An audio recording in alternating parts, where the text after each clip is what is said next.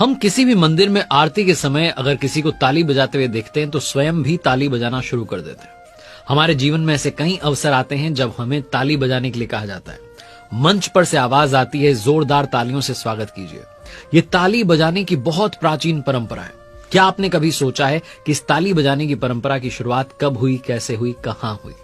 नमस्ते, आप देख रहे हैं आरजे कार्तिक एक्स्ट्राज। एक कथा आपको सुनाता हूं जो ताली बजाने की परंपरा के बारे में सब कुछ बताएगी। प्राचीन कथाओं के अनुसार ताली बजाने की शुरुआत भगवान विष्णु के परम भक्त प्रहलाद ने की थी। प्रहलाद के जो पिता थे हिरण्यकश्यप, उसे प्रहलाद की जो विष्णु भक्ति थी वो अच्छी नहीं लगती थी और उस भक्ति को रोकने के लिए हिरण्यकश्यप ने बहुत प्रयास किए। यहां तक कि प्रहलाद के जितने वाद्य यंत्र थे जिससे वो प्रभु की भक्ति करता था, भजन करता था, वो सारे नष्ट कर दिए। हिरण्यकश्यप को लगा कि ऐसा करने के बाद में प्रहलाद भक्ति कैसे करेगा, लेकिन प्रहलाद ने हार नहीं मानी। वो अपने दोनों हाथों को आपस में पीट करके हरि के भजनों को ताल देने लगा और इससे एक ऐसी ताल का निर्माण हुआ जिसे ताली कहा गया। ताली की जो प्राचीन परंपरा है, इसके साथ में वैज्ञानिक कारण भी जुड़े। लेकिन वैज्ञानिक कारणों के बारे में बात करें उससे पहले धार्मिक महत्व के बारे में बात करते हैं। भजन में, कीर्तन में, आरती में ताली बजाई जाती है जिसके माध्यम से भक्त अपने भगवान को अपने कष्टों को सुनने के लिए पुकारते हैं और ऐसा करने से भगवान का ध्यान, कहा जाता है कि भक्तों की तरफ बढ़ जाता है।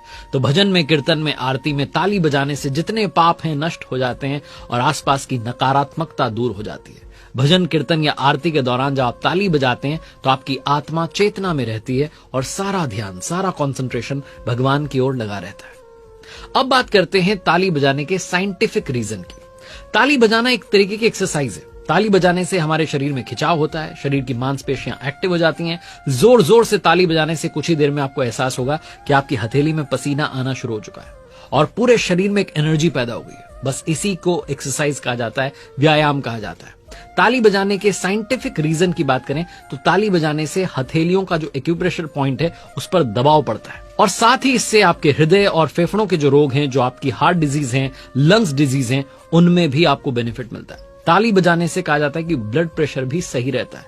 ताली बजाना भी एक तरीके का योग माना गया है। ऐसा करने से आपकी बहुत सारी बीमारियां दूर हो जाती हैं। यहां तक कि पीठ, गर्दन और जोड़ों के दर्द से भी आपको आराम मिलता है। ताली बजा के कहा जाता है कि गठिया रोग भी दूर हो जाता है।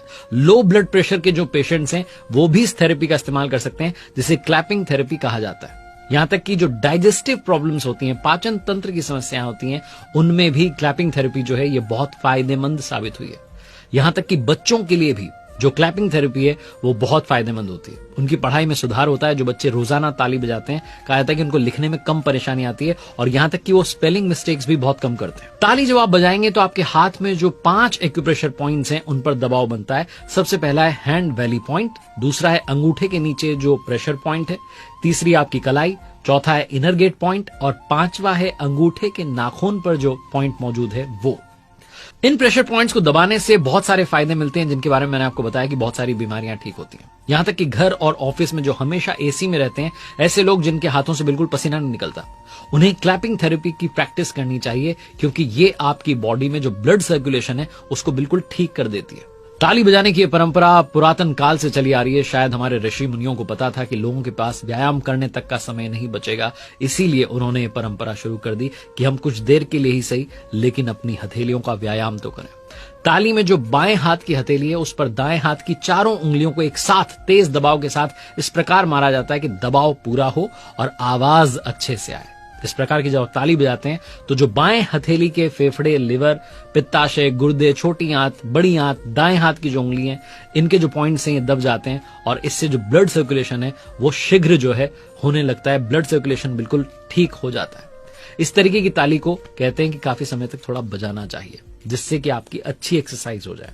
तो आज सेलिब्रेशन हो या अप्रिसिएशन हो या डिवोशन हो, यानी कि भगवान की भक्ति हो, सब जगह पर ताली का महत्व है। अगर आपके आसपास कोई ताली बजा रहा है तो उसे कहानी जरूर बताइएगा कि इसके पीछे का साइंस क्या है, इसके पीछे की कथा क्या है।